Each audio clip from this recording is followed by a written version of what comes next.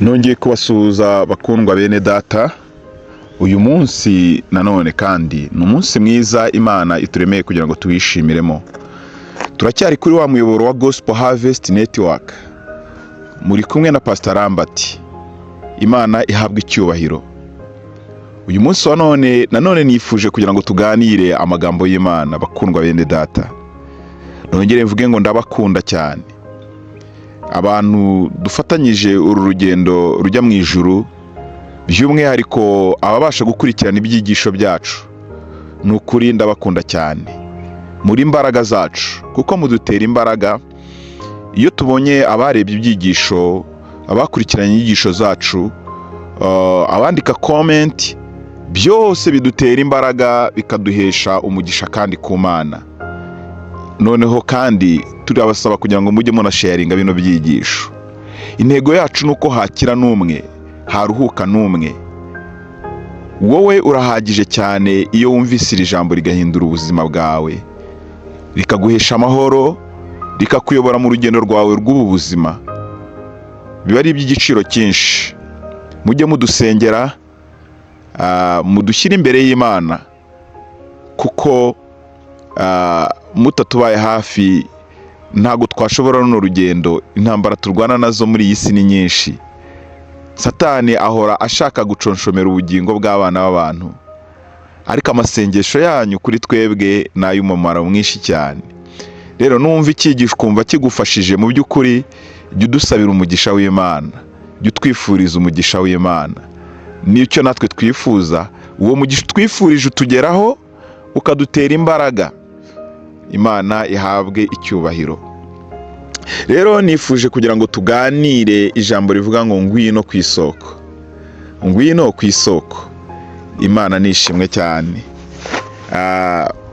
Ngwino ku isoko, kuko hari isoko y'ukuri. Uyu mwanya none ahangaha rero, reka nze turebere hamwe ijambo riboneka muri Yohana ibice 4.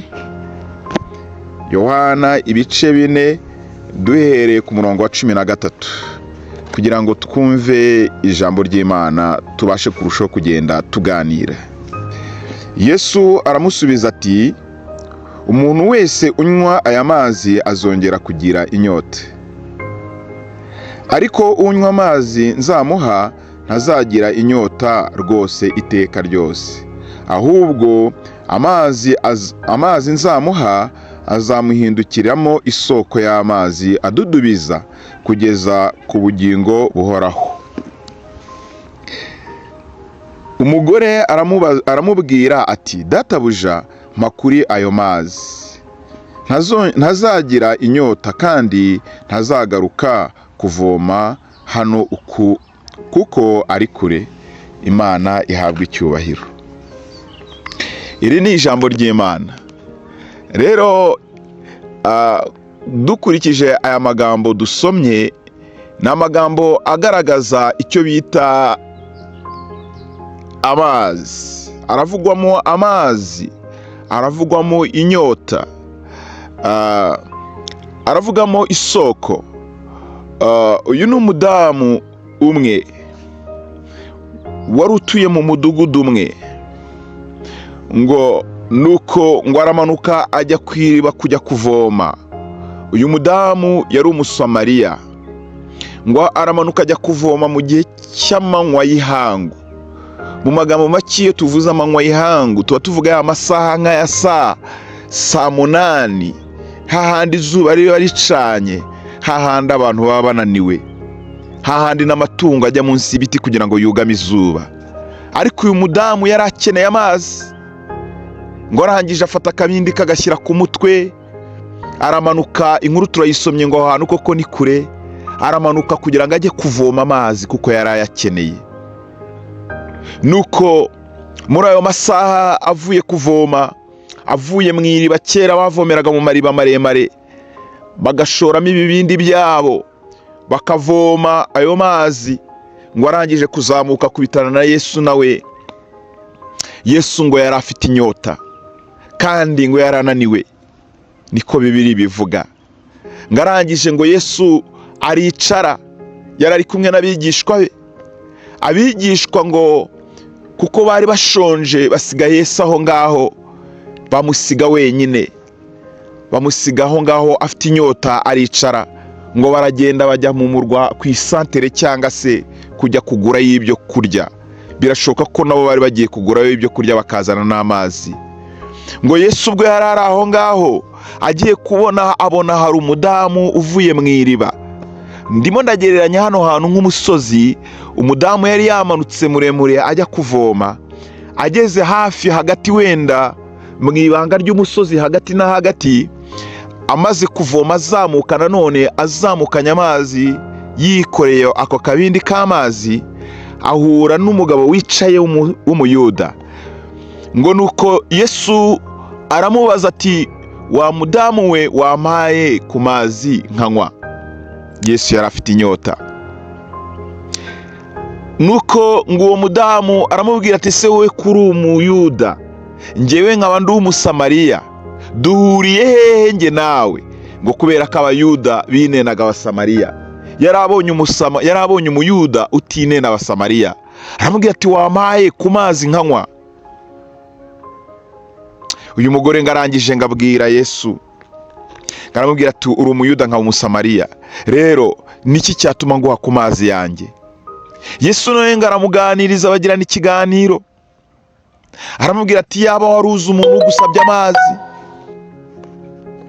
yaba wari uzi ugusabye amazi, wakabaye uma kuri ayo mazi yawe, kuko uramutse umaye kuri ayo mazi, nanjye naguha ku yandi mazi. Nikiri jambo niho twasomye amagambo.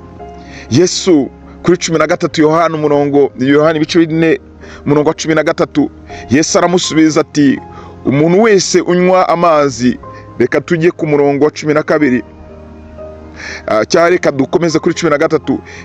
Yesu aramusubiza ati, umuntu wese unywa aya mazi azongera kugira inyota, ariko unywa ku mazi nzamuha ntazagira inyota rwose iteka ryose, ahubwo amazi nzamuha azamuhindukiramo isoko y'amazi adudubiza kugeza mu bugingo bw'iteka ryose. Uyu mugore yumvise aravuga ati, uramutse umenye gusaba ku mazi, nanjye naguha ku mazi, kandi unywa ku isoko y'amazi nzamuha n'isoko y'amazi azagenda akadudubiriza muri we, agahinduka n'isoko gusa, ntabakiri amazi yo kunywa gusa, ahubwo agahinduka nawe imigezi, agahinduka amasoko ahora adudubiza kugeza ku bugingo bw'iteka ryose. Nuvuga ngo kugeza mu mibereho y'ubuzima bwe bwose, kugeza ku bugingo bw'iteka ryose, ni ukuvuga ngo kugeza mu gihe cyose uzabaho. Ngo ari kunywa kuri aya mazi, ayo mazi yawe azagira inyota ukundi, kuko ayo mazi ntabwo yamara inyota. Imana nishimwe cyane. Ndimo navuga ngo ngwino ku isoko y'amazi amara inyota. Yesu niwe soko y'amazi amara inyota. Urahamagarirwa kuza ku isoko. Abantu benshi dufite inyota. Ahari n'uyu mudamu yari amanutse afite inyota. Yari afite inyota yo kunywa amazi, yari afite inyota yo kuzana amazi mu rugo rwe. Amazi akaza gukemura ibintu bitandukanye, akaza gukemura ibibazo byo kumesa, guteka, gukora ibintu byose bitandukanye. Mu by'ukuri mu buzima bwacu duhorana inyota. Imana ishimwe cyane. Abantu bafite inyota, kandi amazi bafite ntago ari amazi amara inyota. Bafite inyota yo gutera imbere, bafite inyota yo kubaka amazu, dufite inyota yo kugera mu myanya ikomeye y'ubuyobozi bw'ibihugu, dufite inyota y'urubyaro, dufite inyota yo kugura amazu n'amamodoka. Ariko ndagira ngo nkubwire ngo iyo nyota ntabwo izigera ishira. Imana nishimwe cyane. Ariko hari utanga amazi amara inyota, kandi ayo mazi ntuyanywe gusa, ahubwo akaguhindukira imigezi y'isoko y'amazi y'ubugingo atembera muri wowe. Uguhaye ayo mazi ntabwo aba aguhaye amazi gusa, ahubwo baguhinduye n'isoko. Yesu niwe utanga amazi amara inyota. Ndishimira cyane amagambo uyu musamariyakazi yamusubije. Ngo umugore aramubwira ati, databuja, makuru ayo mazi ntazagira inyota kandi ntazagaruka kuvoma hano kuko ari kure. Oh haleluya! Uyu mugore yagize revelation, yagize yishurwa ikomeye. Yesu yarahagaze adafite akabindi, Yesu yarahagaze adafite ikivomesho icyo ari cyo cyose kigaragaza ko afitemo amazi. Ariko uyu mugore ahinguranya amaso y'umubiri ayakuraho, yambara amaso y'umwuka, abona isoko y'amazi adudubiza muri Yesu.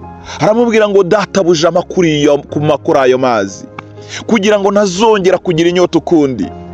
Ntabwo mu magambo make Yesu yagaragaraga nk'uteruye amazi, ariko umugore arebye Yesu abona ko Yesu amara inyota y'ibibaho byose, amubwira ngo nungirira neza ukamakora ayo mazi, ntabwo nzongera kugira inyota ukundi, kandi ayo mazi yawe nuyama ntabwo nzongera kugaruka kuri uyu mugezi umvuna kuko ari kure. Umugore yasobanukiye ko amazi yavomaga adafite umumaro, nubwo yagiye kuyavoma arushye. Nawe amazi ujya kuvoma ku zuba saa 8 ku manywa y'ihangu, ukamanuka uwo musozi, rwari urugendo rurerure. Yaravunikaga, aravuga ati ndifuza kugira ngo unkize uyu muruho, impa kuri ayo mazi yawe nyanywe, sinzongere kugira inyota, sinzongere no kuza kuvoma ahangaha kuko nzaba ngize amahirwe yuko ngiye kugendana imigezi. Oh haleluya! Ese ntago wakwifuza nk'uyu mugore?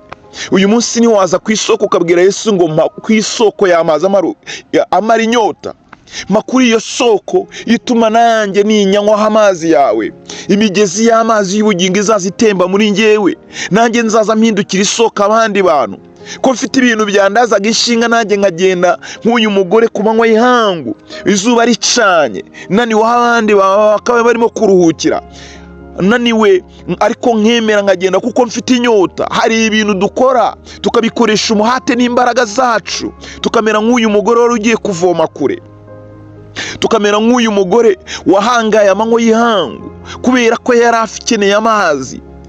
Iyo umuntu akeneye, afite inyota, nta kintu na kimwe gishobora kuba cyamuhagarika, nta kintu na kimwe gishobora kuba cyamuha amahoro. Rero dufite inyota nyinshi mu buzima bwacu.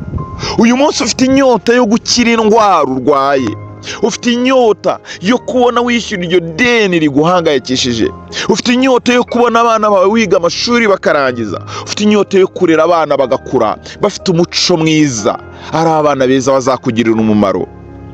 Rero nta wundi waguha amazi akumara inyota kereka Yesu wenyine. Yesu niwe soko nzima imara inyota. Imana ishimwe cyane. Haleluya! Indi migezi tuyinyweraho, tukayinyweraho kugira ngo turebe ko biza gukunda. Imigezi tunyweraho turwana kugira ngo dutere imbere.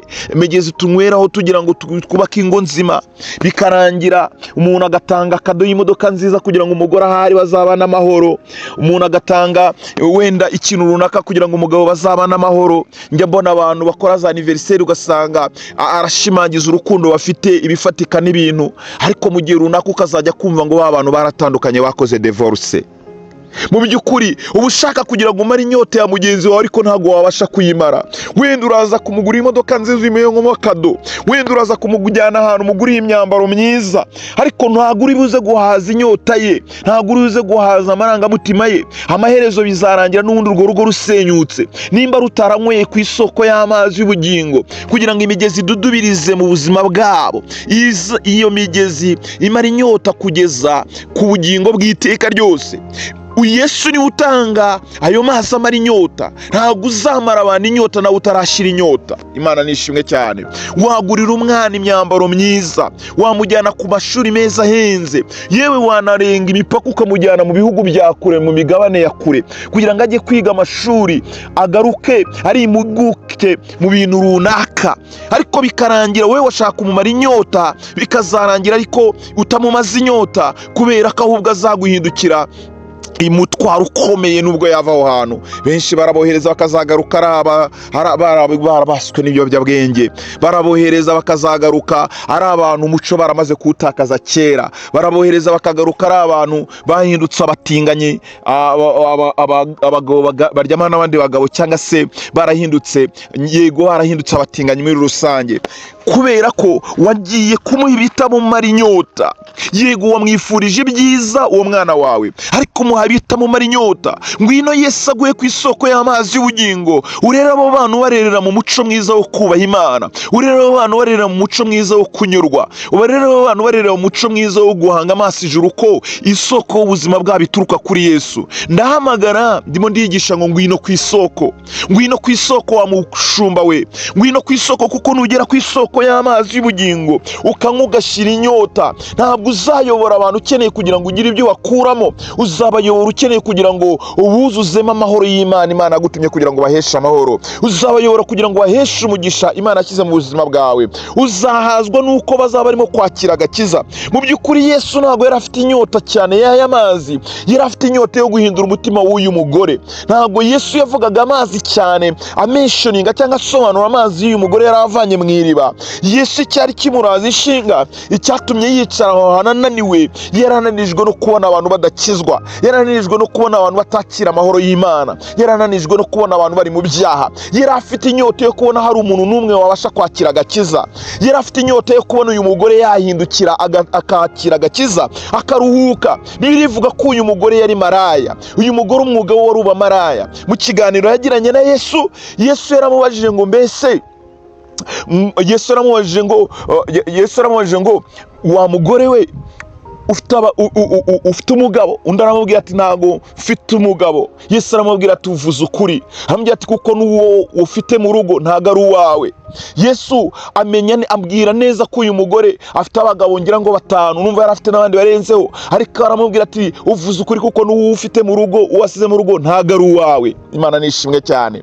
Yesu rero yari afite intego yo kugira ngo byibuze ahindure uyu mugore amukure kuri uwo umuruho bwa maraya, mu ruho kujya kuvoma ayo mazi atazamumara inyota. Yesu yagira ngo ahereze uyu mugore amahoro yo mu mutima, yagira ngo ahereze uyu mugore kuruhuka, akamenya ko ubuzima budashingiye kuba yasambana, bushingiye ko Imana ishobora guca inzira z'imibereho ye, akakira umugisha uturuka mu biganza by'Imana, atabayeho gusa kugira ngo amenye ko abaho ari uko yabashije gusambana. Uyu munsi birashoboka ko waba urushye nk'uwo mugore. Yesu afite inyota yo kugira ngo umwemerere aguhe ku isoko y'amazi y'ubugingo. Nawe akeneye kugira ngo umuhe umutima wawe. Umutima wawe niwe Yesu akeneye, niwe ashonje, niwe afitiye inyota. Uwo nguwo niwe watumye Yesu aza mu isi akamambwa ku musaraba i Gologota, agaterwa imisumari, agaterwa icumu mu rubavu, yaciriwe mu maso, yambitswe ikamba ry'amahwa ari umwami w'abami. Yesu arananiwe, arimo arifuza ko haboneka n'umwe umwegurira ubugingo bwe kugira ngo amuhe amahoro atemba nk'uruzi. Nasomye ijambo rimbwira ngo yemwe abafite inyota nimuze munywe ku isoko y'amazi y'ubugingo. Havuga ngo n'udafite ifeza nawe naze anywere ubuntu. Ntabwo agakiza k'Imana kagurwa amafaranga, ntabwo gukiranuka kugurwa amafaranga, ntabwo gusenga babyishyurira ikiguzi. Aho uhagaze hose ushobora gukonekita n'ijuru, ntabwo kwihana bisaba igiciro cyinshi. Yesu akeneye kugira ngo wihane ibyaha byawe, aguha ayo mahoro yo mu mutima. Nyamara urambara neza kugira ngo ubone amahoro, wumve ko abantu bakwemera. Ibyo bintu ufitiye inyota ntabwo bizakumara inyota. Birarangira n'ubundi umwambaro wambaye mu gitondo urageza nimugoroba umeze nk'uwacitse utagifite akamaro. Nyamara urahindura insokozo kugira ngo iyo ni inyota ufite, kugira ngo urebe ko abantu bakwemera, bamenye neza ko uri mwiza cyangwa se kuri umukire. Ariko nagira ngo ubwire mwene data, ibyo ntibikumara inyota, kuko urasokoza iyo misatsi uburyo runaka, ariko nihaca icyumweru uraza gusanga iyo mederi itarimo kugufasha, uraza gusanga ntacyo bimaze. Rero reka ubone ku isoko y'amazi yo kunyurwa. Isoko y'amazi yo kunyurwa ni muri Yesu Kristo. Isoko y'amazi y'agakiza ari muri Yesu Kristo. Mwene data, ukuri komeza uko ariko kose, hari inyota ufite y'icyo kigo cyawe runaka uyoboye, yuko uzabona gitera imbere, yuko uzabona hari ahantu kigeze. Ariko nagira ngo ubwire ngo nutabana na Yesu ntabwo bizagushokera. Yesu niwe wenyine ubasha gutanga ubwenge, niwe mujyanama w'ukuri. Nasomye ijambo rimbwira ngo inama umuntu yigira ku giti cye nize, niko mu migani havuga ngo ariko Uwiteka niwe usohoza intambwe ze. Imana niyo igomba gusohoza iyo mishinga yawe ikagera ku rwego rutunganye. Benshi bafite inyota yo kubona bateye imbere, rimwe rimwe kubera iyo nyota bafite, kuko inyota ikoresha inyota nyine. Umuntu ufite inyota nta mahoro afite. Umuntu ufite inyota nyine ahora ashaka imigezi. Inyota igiteza abantu guhemuka, bakaba besikoro, bakabeshya kugira ngo babone ibyo bakeneye by'uwo mwanya, bamare kugira ngo bimare inyota y'uwo mwanya. Ariko nuyimara inyota y'uwo mwanya, n'ejo uzaba ugifite iyindi, mwene data. Bikarangira bya bindi barwaniraga kugira ngo bahemuke, bibe, bakora amafuti atandukanye, batera imbere, bagire ya mazu navuze, amamodoka n'ibindi bintu bitandukanye, bikarangira bubakiye ku musenyi kuko bibakiye ku kinyoma. Bikarangira n'ubundi amarangamutima bashaka guhaza ko bazishima, n'ubundi orede imibabaro ikibaherekeje. Rimwe na rimwe bikabarangira bagiye mu mazu y'imbohe, bikarangira basigaye ari abantu batagira icyizere, batizerwa n'abandi bantu, bikarangira ari abantu bahawe akato kuko bagize inyota bajya kunywera ku isoko itari yo. Mwene data, nywera ku isoko y'ukuri ni Yesu. Ngwino ku isoko, ngwino ku isoko. Ndaguhamagarira kuza ku isoko, mwene data. Ubuzima bwose waba urimo uri ku isoko y'amazi y'ubugingo. Yesu akadudubiriza imigezi mu buzima bwawe. Iyo migezi ni ijambo ry'Imana rihora rigendera mu mibereho yawe. Ijambo ry'Imana rigukomeza, ijambo ry'Imana rigukomeza no mu gihe cy'ibigerageza. Iryo jambo kuko isoko nyayo nziza, imagine nawe nko ku cyaro kimwe haramutse hari isoko imwe itagikama, mu gihe cy'izuba amasoko akajya kama, ariko hakaba hari isoko yihora idudubiza amazi. Ntekereza ko iyo soko abaturage b'icyo gihugu, abaturage bo mu mudugudu bose bazaza bagenda bakirunda kuri iyo soko kugira ngo baze kunywa kuri ayo mazi, kugira ngo baze kuvoma kuri iyo soko. Kuko ni isoko idakama no mu gihe cy'iki, ni isoko idakama no mu gihe cy'amapfa. Niko nibaza ko babikora. Uyu munsi rero ndakurangira iyo soko. Isi rimwe na rimwe yuzuramo amapfa, mwene data. Isi rimwe na rimwe yuzuramo igihe cyo kumagara, amasoko agakama, amasoko y'isi ajya akama. Wiringira isoko y'akazi bakazakwirukana. Wiringira isoko urushako rukazakudesova ugasanga rurasenyutse. Wiringira isoko umukunzi runaka ukumva utavuganye na sheri wawe kanaka, ukumva nta mahoro ufite, ukumva niwe watwaye umutima wawe, ukumva niwe watwaye ibitekerezo byawe, ariko igihe kikagera ugasanga arakudesovye cyangwa ugasanga aragutengushye. Yewe mwene data, amasoko yo mwisi ajya akama, ariko hari isoko itagidutenguha. Hari isoko no muzuba ihora idudubiza amazi. Yesu no muzuba adudubiza amazi. No muzuba ijambo ry'Imana tubwira ngo hahirwa umuntu wihanganira imugerageza, ngo yamaze kwemerwa ngo azahabwa ikamba ry'ubugingo ry'Uwiteka yabikiye abamukunda bose. Reka nkubwire, hari imbaraga zitanga kwihangana no mu gihe cy'ubutayu. Ijambo ry'Imana rinambwira ngo yemwe abarushye n'abaremerewe nimuze munsange ndabaruhura. Yesu akeneye kugira ngo ujye ku isoko yo kuruhuka. Dawidi yarabivuze muri Zaburi 23, avuga ngo Uwiteka niwe mwungeri wanjye, ngo ajyana ku isoko y'amazi y'ubugingo. Iyo ukeneye kugira ngo ujye ku isoko y'amazi y'ubugingo, ubugingo bwacu ntawe wabuhaza usibye Kristo wenyine. Ubugingo bwawe ntabwo bwahazwa n'inzu nziza, ntabwo ubugingo bw'umwana w'umuntu buhazwa no kwambara imyambaro myiza, ntabwo ubugingo bw'umwana w'umuntu buhazwa no kugira amafamu menshi y'inka, ntabwo ubugingo bw'umwana w'umuntu buhazwa no kurira indege akazenguruka ibihugu. Warara muri hoteli ihenze y'inyenyeri 7 ukararana umubabaro n'agahinda. Wajya ku mazi asanzwe yo mu isi ukajya Gisenyi, Miami cyangwa se muri Amerika, n'ubundi bikarangira nta kiruhuko haboneye. Ariko nabonye umugabo utanga ikiruhuko. Yesu niwe wenyine ujya utanga ikiruhuko no mu gihe cy'amapfa. Abana b'Imana bakomeza gutoha. Nasomye ijambo, dukeneye kujya ku isoko. Nasomye ijambo muri Yeremiya 17 umurongo wa 7, ngira ngo haravuga ngo hahirwa umuntu wiringira Uwiteka, ngo Uwiteka nakamubera ibyiringiro. Ngo umuntu azahwana n'igiti cyatewe hafi y'amazi, ngo gishorera imizi yacyo mu mazi. Ndimo ndavuga y'amazi. Hari isoko, mwene data. Igiti cyatewe imizi, cyashorera imizi mu mazi, biravuga umuntu nyine wagiye akanywera ku isoko, akakira amazi atajya akama. Ngo iki giti ngo niyo hatera ngo ntikita ku mwaka wacanyemo amapfa y'izuba, ngo kuko ngo iki giti ngo ibibabi byacyo bihora bitoshye. Umuntu wagiye muri Yesu imigezi y'amazi y'ubugingo ihora idudubiza mu buzima bwe. Ahora yumva imbaraga zimuhumuriza no mu gihe cy'intambara. Ahora yumva ijwi rimubwira ngo humura, ibyo bintu bizarangira. Ahora abona neza ko hakiri igisubizo cy'indwara arwaye, ko Yesu yaza kwikiza. Ahora yumva hari umurengezi we ko Imana yishobora byose. Ngo iki giti ngo gihora ngo ibibabi byacyo ntibyuma, ngo nubwo haba haracanye izuba, ngo kandi ngo cyera imbuto zacyo mu gihe cyacyo kuko cyashoreye imizi yacyo mu mazi. Ndimo ndavuga isoko y'amazi. Ubugingo bwacu bukeneye kuba mu wabutanze.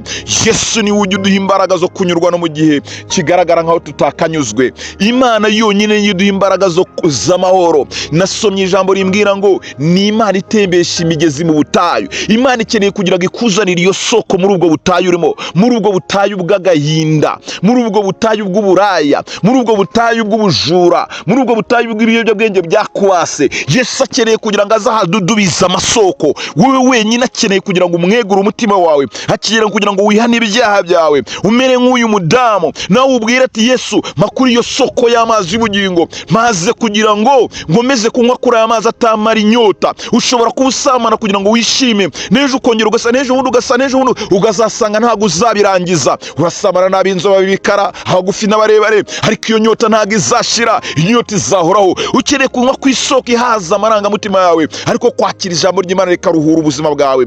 Yewe abantu bahorana inyota, umuntu akavuga ati reka ngende nywe, n'ejo ukongera ukanywa, ariko n'ubundi icyaka ntigishire.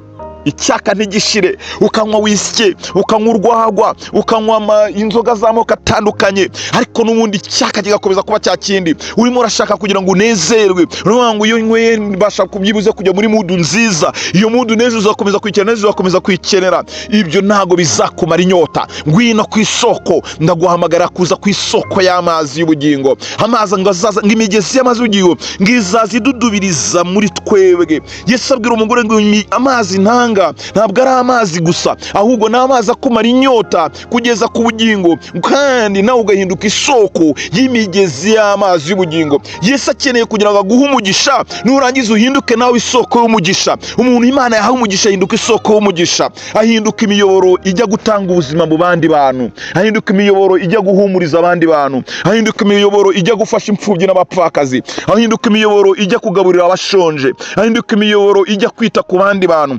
Yesu iyo amaze kwinjira mu mibereho yawe, ntabwo ukibayeho mu mibereho yawe ngo ube ari we wibereyeho, ahubwo ni Yesu uriho muri wowe. Imana nishimwe cyane. Haleluya. Ngo nzatembesha imigezi mu butayu, nzacisha inzira mu kidaturwa. Ndimo ndavugana nawe wowe uri muri ubwo butayu, imibereho yawe imeze nk'iri mu butayu kubera indwara zitandukanye dogiteri yapimye mu buzima bwawe.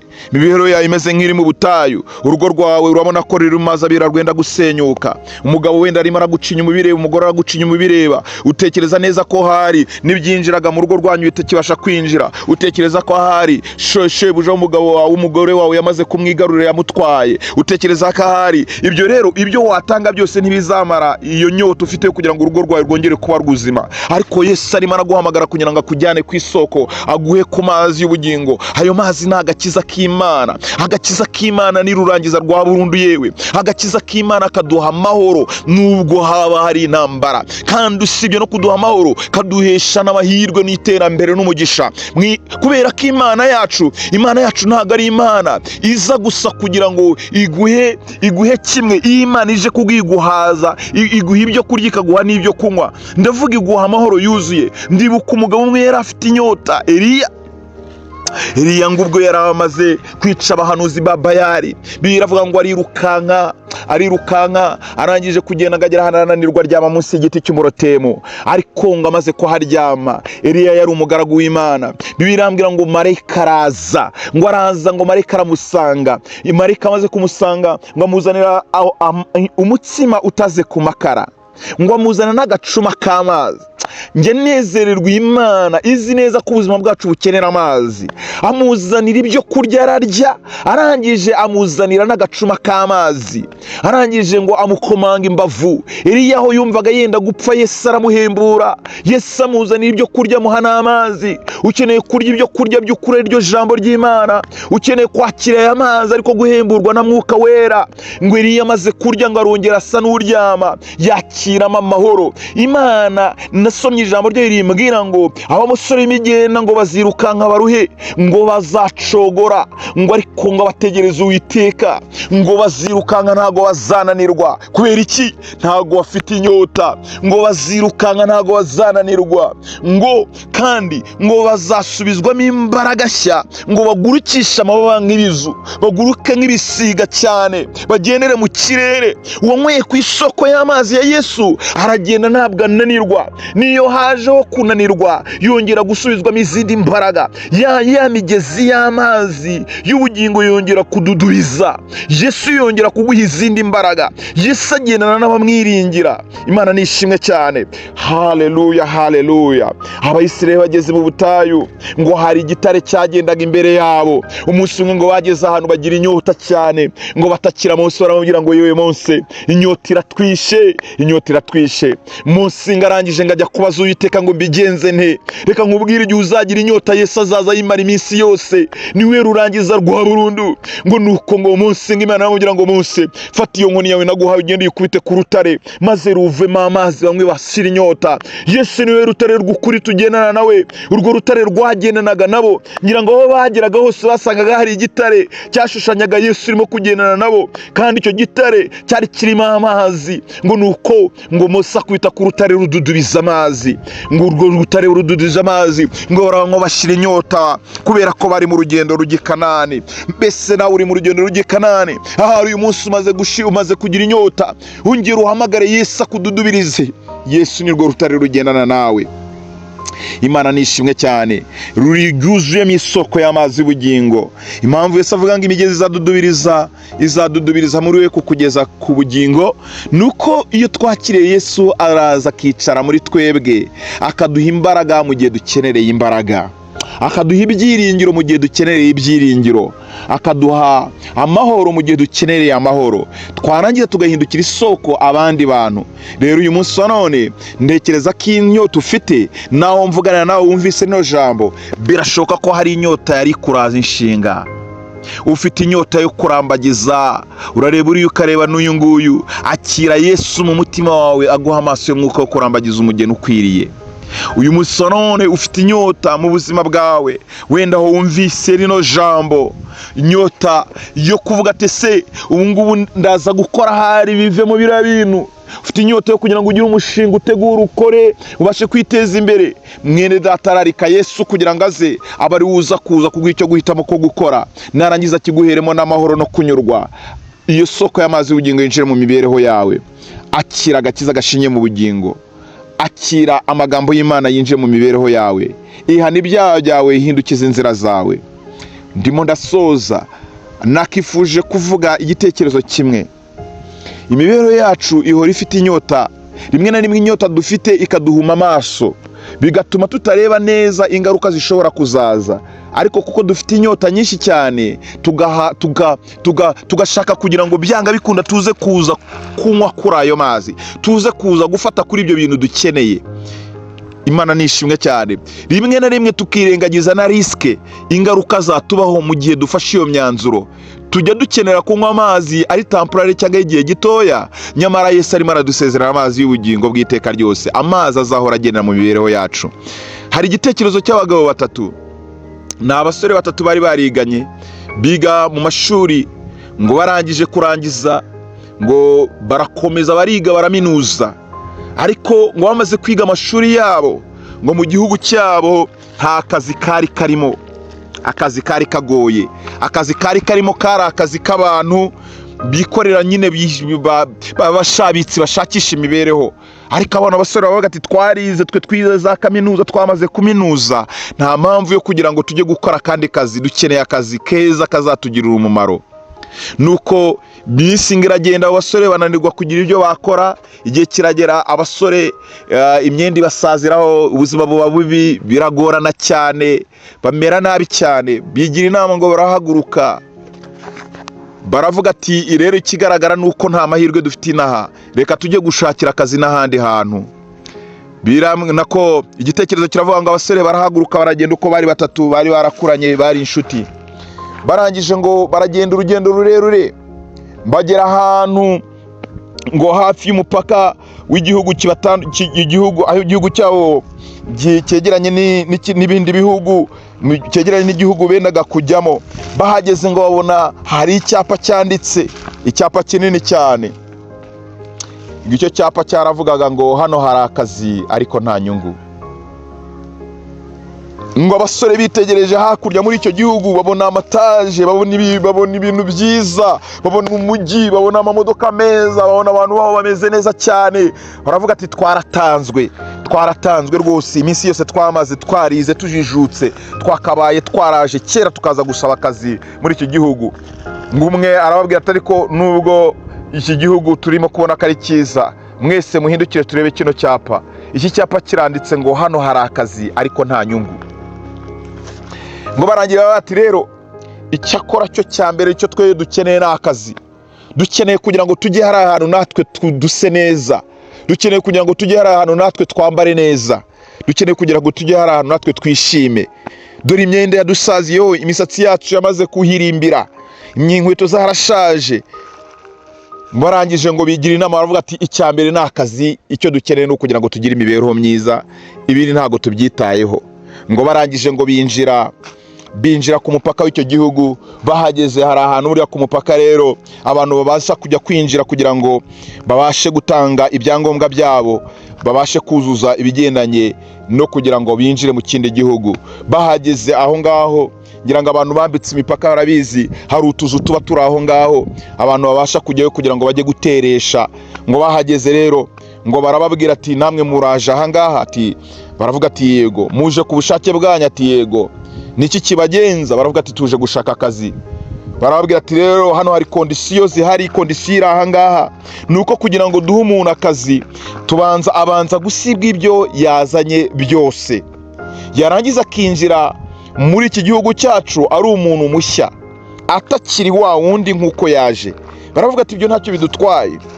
Barababwira ati rero ubwo tugiye kubogosha imisatsi yanyu, tugiye kubakuramo iyo myambaro yanyu, kandi ibyo tubakuraho byose birasigara aha ngaha, ntago mubijyana, ahubwo turabaha ibindi bintu bishya, kuko uko mumeze ntago mwajya mu gihugu cyacu mumeze gutyo.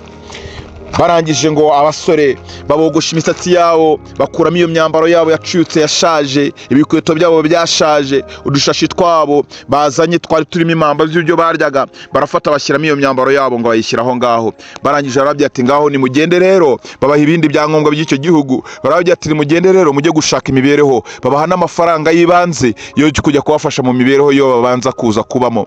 Ngo baragenda abasore ngo babona akazi, bajya mu ntara zitandukanye, ngo barabajyagiye mu ntara zitandukanye z'icyo gihugu. Bamaze kugerayo ngo baragenda barakora, babona utuzi twiza duhenze, bubaka amazu meza, bashaka abagore beza, barabyara, bakajya batumanaho bakaganira, rimwe na rimwe bakaza kubonana, bakavuga ati twari twarahombye koko, imibereho yacu yari yarapfuye, twari twarahombye, ntabwo twigeze tumenya neza ko hari ahantu hari ubuzima.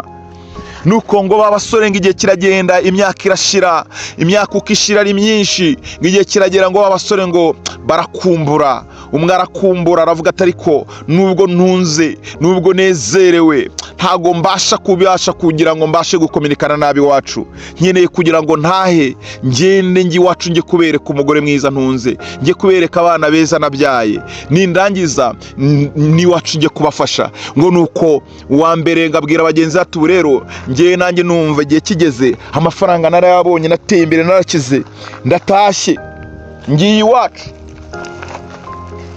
Abandi nabo batariko rero biragaragara ko ubwo igihe natwe icyo cyifuzo twari tugifite, reka tugende duhaguruke n'imiryango yacu, niturangiza tugende dusubire iwacu, uko icyo twashaka twarakibonye, ubu amafaranga turayafite, tubayeho neza. Abasore babyibushye, abasore basa, abagabo babyibushye basa neza, ari abakire koko barahiriwe, bagera mu modoka meza ngo bapakira abadamu babo n'amafaranga n'abana babo, basubira iwabo. Bagere kuri wa mupaka, hamwe binjiriye baza, ibyangombwa byabo byari bigihari, ibintu byabo byose byari bigihari. Barangije ngo barababwira ati rero tumaze imyaka myinshi inaha muri iki gihugu, bibaye ngombwa ko twashaka gutaha kugira ngo dusubire iwacu, tujye gusura iwacu. Ngo nuko barababwira ati ariko ngira ngo hano hari ibipapuro mwujuje, mwavuze ko amategeko y'iki gihugu muzayagenderaho, hari icyapa mwasomye mukigera aha hantu, none rero icyo cyapa amagambo cyavuze nkeka ko mwayumvise neza. Ubu rero ubwo mugiye gusubira iwanyu kandi mwamaze kugera aha ngaha, nta yandi mahitamo mufite yo kongera gusubira hariya. Ibyo mwazanye nibyo bintu byonyine muza gusubira nayo, ibintu mwinjiranye muri iki gihugu nibyo bintu musubira nayo, kuko ibikoreshwa muri iki gihugu bigumayo, ntago bihava.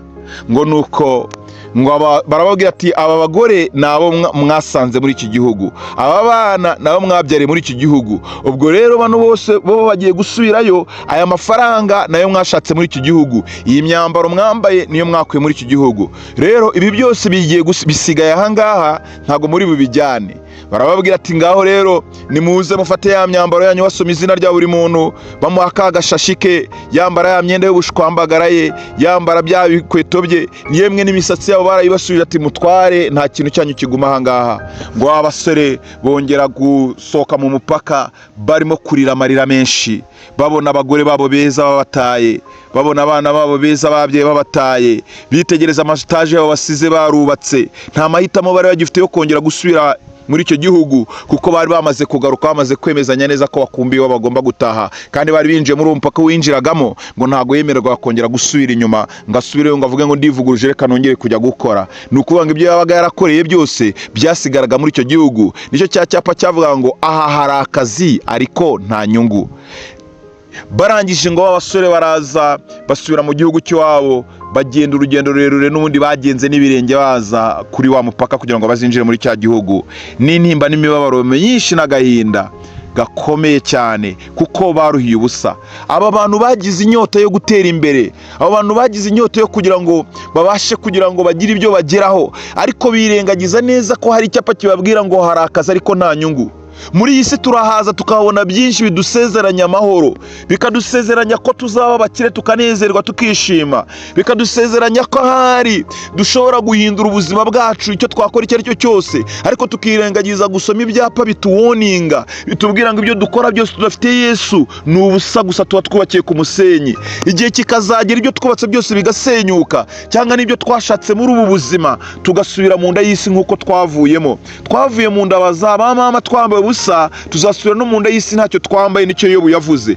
Uyu munsi rero mwene data, ntabwo ukeneye kugira inyota y'ibitazakugira umumaro, gira inyota y'ijambo ry'Imana, gira inyota yo kugendana na Kristo, niwe uzaguherekeza mu mibereho yawe yose. Gira inyota yo kubakira mu gukiranuka, gira inyota yo gukora business mu gukiranuka, gira inyota yo kubakira urugo rwawe muri Kristo Yesu. Ibyo byose bikuraje inshinga, gerageza gusoma neza ibyapa bikubwira neza yuko ibyo bintu uhagazemo byemerwa n'Uhoraho. Yesu arimo arakurarika, nanjye arandarika ngo nituze ku isoko. Mwene data, mukobwa, muhungu, garuka ku isoko. Yesu araguhamagara, ijambo rirambwira ngo garuka ku isoko. Mumuhamagara, Imana yaguhamagaremo wa mukozi w'Imana we, garuka ku isoko wubakire ku kuri. Yesu niwe uzakududubirizamo imigezi y'amazi y'ubugingo. Yesu niwe uzaguha amahoro atema nk'uruzi. Abasore birashoboka ko bari guhagarara bagashakira imibereho mu gihugu cyabo, barangiza bakanayigeraho, bikarangiza ahari bateye n'imbere n'ubundi. Iyo baza kuba batarihagazeho ngo batekereze ko ahari uko bakeneye kugira ngo bazakoreshe amashuri yabo, bagere ku bintu bihambaye, birukira cyane mu buryo budasanzwe, badahagaze ku mahame yo kugira ngo babashe guhagarara bubaka igihugu cyabo, ryo bateze imbere, bahagarare buzuzwe imbaraga zo kugira ngo bishakemo imibereho, bahagarare aho hantu. Dukeneye kugira ngo twishakemo imibereho yo kugendana na Yesu turi mu nzira zo gukiranuka. Yesu nawe adushyigikire mu ntambwe zacu. Baragarutse, ngira ngo ahari bashobora kuba barasanze abo basizeho baramaze no gutera imbere, n'igihugu cyabo ahari wenda giteye n'imbere, ariko bararangaye kuko ntibigeze kwita ku mbuzi. Ntabwo basomye icyapa kibabwira ngo hari akazi nta nyungu. Bakoresheje imbaraga nyinshi, birangira bahombye kandi baramaze gutakaza igihe. Wikomeza gutakaza igihe ukora ibidafite umumaro, wikomeza gutakaza igihe wubakira ku bidafasha. Wubakira kuri Kristo Yesu ubuzima bwawe. Isoko ni Yesu. Yesu ni umutunga mu buzima bwawe, uzaba utunze byose. Indi mibereho yose isigaye azakuyobora, nawe utazababara. Dore iyi si tujya tuyivamo dufite intimba rwose. Ntabwo tugera ku isoko, ntabwo iyo migezi tugeza ku bugingo bw'iteka ryose. Ibyo dushaka muri iyi si, iyo tutubakiye muri Yesu, bitubwinjiza mu bugingo bw'iteka ryose. Kandi Yesu intego ze nuko twinjira mu bugingo bw'iteka ryose. Iyo migezi igenda ihora iduhaza, y'amazi y'ubugingo, y'ijambo ry'Imana riduhumuriza, y'umugisha w'Imana uturuka ku Mana, yuko natwe tubaho turi mu isi nk'umucyo w'isi, tukaba mu isi nk'umunyu w'isi, tukazarangiza n'urugendo rwacu turi mu mahoro. Yesu yifuza ko tuzarangiza uru rugendo twinjira mu gihugu cyo mu ijuru. Kontrola imibereho yawe, nanjye nkontorora iyawe. Ese imibereho yanjye ifite ayo masoko y'amazi y'ubugingo? Ese ndi umugisha mu bandi bantu? Ese uri umugisha mu bandi bantu? Uri umugisha muri urwo rugo wa mama we? Uri umugisha muri urwo rugo wa mupapa we? Uri umugisha muri urwo rugo wa mwana we? uri umugisha muri ako kazi wa mubyeyi we, mbese uri umugisha aho uhagaze ahari. Ayo masoko y'ubugingo adudubiriza muri wowe, uri imiyoboro itanga mu bandi ubuzima. Ikontorore nimba atari uko bimeze, jya ku rufatiro nyarwo, akira Yesu mu mibereho y'ubuzima bwawe, niwe soko y'amazi y'ubugingo. Imana ibaho umugisha. Iri ni ijambo Imana yashyize mu mibereho yanjye. Wikontorore utaza kusanga wararenze umupaka nk'aba basore. Garuka hakiri kare. Wenda uyu munsi urimo urakora ibyo ubona bigucira urubanza imbere y'Imana iteka ryose. Ubitse urubanza rw'iteka ryose mu mutima wawe, kuko ufite ibyaguteje inyota kandi urimo urabirarikira kandi ntibizayimara. Hindukira mwene data, ujye ku isoko y'amazi y'ubugingo, uruhuka umutima. Yesu niwe utanga amahoro atemba nk'uruzi. Yesu niwe utanga imibereho. Bibiliya irambwira ngo umugisha Imana itanga ntago yongeraho umuvumo, ntago yongeraho umuruho. Akira umugisha w'Imana, akira agakiza gashingiye mu bugingo. Ongera wihane, ongera ugaruke ukora umuhamagaro waguhamagariwe gukora. Ongera ubaze Imana icyo yakuremeye ugomba gukora muri iyi si. Buri wese afite mission muri iyi si yahamagariwe ibyo azakora. Reba nimba urimo kubikora neza kandi mu buryo bukiranuka. Imana ibaho umugisha, Imana ibagire neza. Ndabakunda kandi mukomeze gusharinga ibyigisho byacu, mukomeze kandi gukurikirana inyigisho zacu. Ni inyigisho nziza zifasha umuntu guhembuka mu mibereho ye. Imana ibaho umugisha. Murakoze cyane. Ciao ciao.